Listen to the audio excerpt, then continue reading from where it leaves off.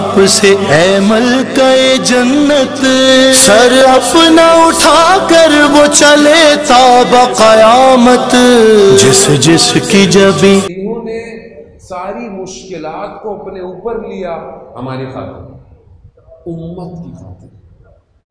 تو پروردگار جو ہے وہ امتحان لیتا ہے۔ دنیا میں نے آپ کو عرض کیا امتحانات اور مبتلاات کی جگہ ہے، گرفتاری کی جگہ ہے، اور اول مخلوق سے پروردگار نے امتحان لیا ہے۔ خدا چھپا کر مجہول رکھ کر امتحان لینا چاہتا تھا۔ یہ خدا کا امتحان ہے۔ خدا نے کائنات کو اسی نظام کے تحت بنایا، خدا نے اسی امتحانات کو ایکسٹینڈ کیا جو حضرت نوح کا امتحان لیا، کہ میں نے آپ کی خدمت میں عرض کیا کہ کتنی لمبی طویل تبلیغ، اس کے بعد جب کہا گیا کہ عذاب آئے اور یہ ہم نجات ہو نکلے، تو کہا وہ کھجور کے بیج آئے، کہا اس کو بو، جب یہ درخت بنے پھر پھل نکلے پھر ہم عذاب دیں گے۔ اور ایک کو روایات کہتی ہیں 15 سے 18 سال لگے ایک درخت کو، اور یہ جب پھل آیا پھر خدا نے کہا پھر کھاؤ، پھر اور یہ سلسلہ 5 دفعہ ریپیٹ ہوا۔ کیوں ریپیٹ کر رہا ہے پروردگار؟ دیکھ رہا ہے کہ حضرت نوح کے گرد جو لوگ جمع ہوئے ہیں وہ کتنے خالص ہیں۔ مشیت الہی ہے، سر الہی ہے، امتحان لیا تھوڑے سے لوگ۔ یہ سلسلہ قرآن بڑھاتا گیا یہاں تک کہ حضرت موسیٰ کا امتحان لیا پروردگار نے۔ حضرت موسیٰ پیغمبر ہیں، اولو العزم پیغمبر ہیں، لیکن کیا کہا کہ جاننا ہے تو اس کو تلاش کرو، معلم کو تلاش کرو۔ قرآن سورہ کہف میں اس واقعے کو جو ہے وہ بیان کرتا ہے۔ کیا کہا؟ کتنا تلاش کیا؟ لفظ استعمال ہوا حب کا۔ اساتید کہتے ہیں کہ کم سے کم 80 سال، 80 سال کم سے زیادہ بھی ہو سکتے ہیں۔ حضرت موسیٰ معلم کو ڈھونڈتے رہے 80 سال۔ خب یہ ظاہر ہے تشنگی ہو تو آدمی استاد ڈھونڈتا ہے۔ ہم آج جوان سوال کرتا ہے کہ ہم اپنے نفس میں تربیت کیسے کریں، اپنے آپ کو وقت امام کے قریب کیسے کریں، تو ہم نے کب اپنے لیے ایسے استادوں کو ڈھونڈا ہے؟ یہ ہماری توجہ بھی ہے کہ ایسا استاد بھی ہو، ایسا کوئی ہمارے لیے کوئی معلم ہو جو ہمیں ہمارے نفس سے پاک کر کر اپنے امام تک لے کے جائے۔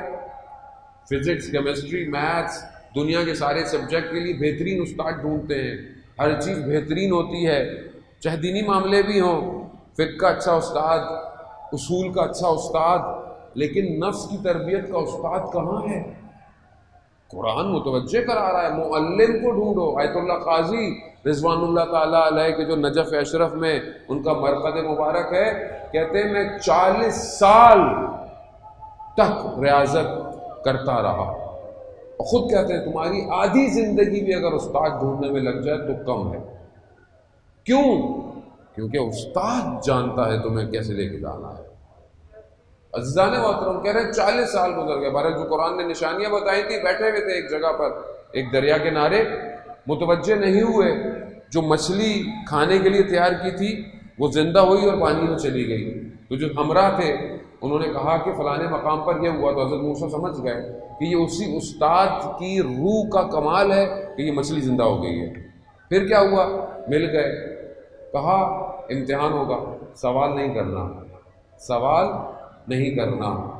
کیا امتحان ہوا؟ کشتی کو سوراخ کیا، ایک جوان کو مار دیا، دیوار کو بنا دیا۔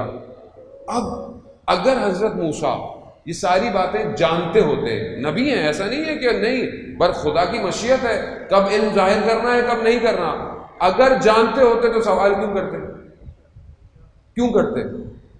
نہیں جانتے تھے اس لیے آزمائش ہوئی۔ جانا تو بس میں زیادہ آپ کو مزاحم نہیں دوں گا، آخری مجلس سے بس آپ کو ایک کنارے پر خود بھی پہنچنا اور آپ کو لے کر آنا ہے۔ امتحان ہوا، نہیں ہو سکا صبر نہیں ہوا، برداشت نہیں ہوا۔ جب صبر تمام ہوا اور فراق ہو گیا، جدائی ہو گئی، تو پھر حضرت خضر نے بتا دیا میں نے یہ کیوں کہا تھا۔ یہی سلسلہ آخری نبی تک پہنچا، پھر سب واضح ہو گیا، سب اسلام کھل گیا، پورا ہو گیا، مگر کیونکہ مشیت الہی ہے، ارادہ الہی ہے امتحان، تو پھر امت کا امتحان ہوا۔ کہاں ہوا؟ غدیر خم میں امتحان ہوا۔ امتحان ہے جانے محترم، آپ کیا سمجھ سکتے ہیں حضرت نوح کی قوم نے اتنے امتحان دیے جبکہ تھے کتنے؟ تو یہ آخری پیمبر، سارے پیمبر کی امتیں امتحان دیتی آئیں، انبیاء امتحان۔ حضرت یوسف علیہ السلام زندان میں رہے، کیا کیا؟ ان امتحانوں، ان ابتلاءات کو اپنے اوپر لیا، پھر کیا ہوا؟ مصر کو نجات دی، قحطی سے نجات دی، خود امتحان میں گرفتار ہوئے، خود امتحان لیا۔ حضرت یعقوب اپنے بیٹے صرف نہیں ہیں، بیٹے تو اور بھی تھے، مگر ولی خدا ہے حضرت یوسف، اس کی جدائی کا امتحان ہوا۔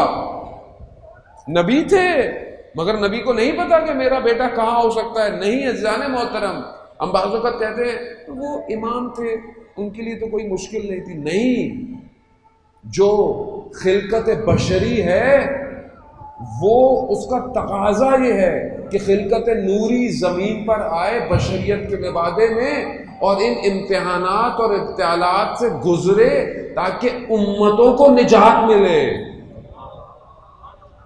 اگر امام اپنے بیٹے کے درد کو نہ سمجھے تو ہمیں اپنے بیٹے کے درد پہ سکون کیسے ملے گا؟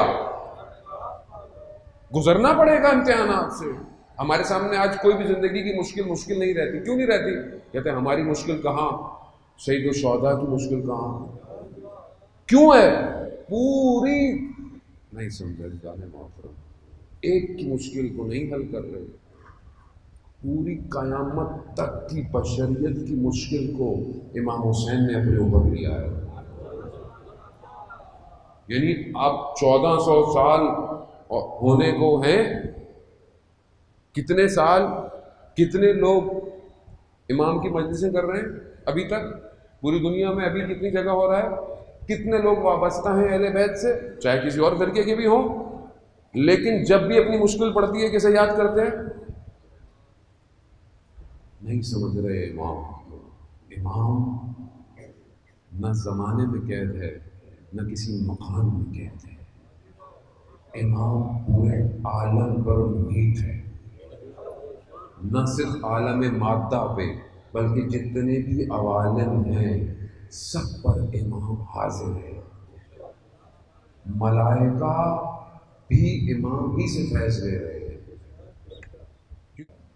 سمجھے امام کو، یعنی ایک امام نے قیامت تک کی مشکلات کو سمیٹا ہے بشریت کی، اور نجات کیوں کہا رسول خدا نے کہ عرش کے دائیں طرف لکھا ہے ان الحسین مصباح الہدی والسفینۃ النجات۔ رسول خدا کا کلام نہیں ہے، نجات ہے۔ یہ نہیں کہا کہ 61 ہجری کے مسلمانوں کی نجات ہوگی، نہیں، عرش پہ لکھا ہے، یعنی تمام مخلوقات کی نجات سید الشہداء، تمام مخلوقات۔ عزیزان محترم، امتحان لیا، آئے دین کامل کروا دیا، سب ہو گیا، پھر امتحان، کس سے امتحان لیا؟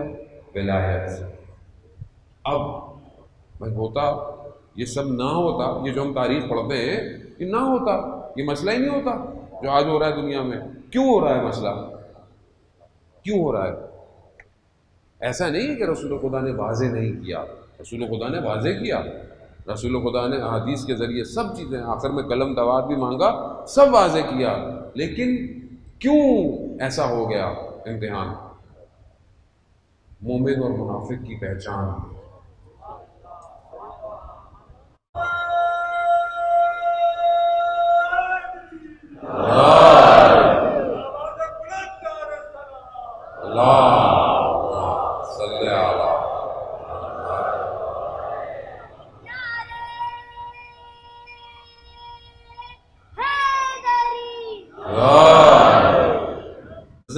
اس نام سے امام نے کیا کیا؟ مومن اور منافق کی پہچان۔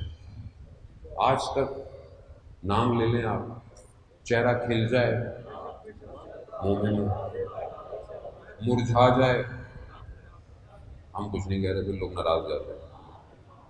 کیوں؟ میزان اعمال کا، محبتوں کا، جنتوں کا، انسانیت کا، عدل کا، انصاف کا ایک ہی کیا ہے؟ امام۔ امام خدا کا نمائندہ ہے، کسی کا رشتہ دار ہونے کی وجہ سے نہیں ہے۔ قرآن کی طرف رجوع کرے تو پتہ چل جائے گا۔ جس کی جبی آپ کی دہلیز پہ خم ہے،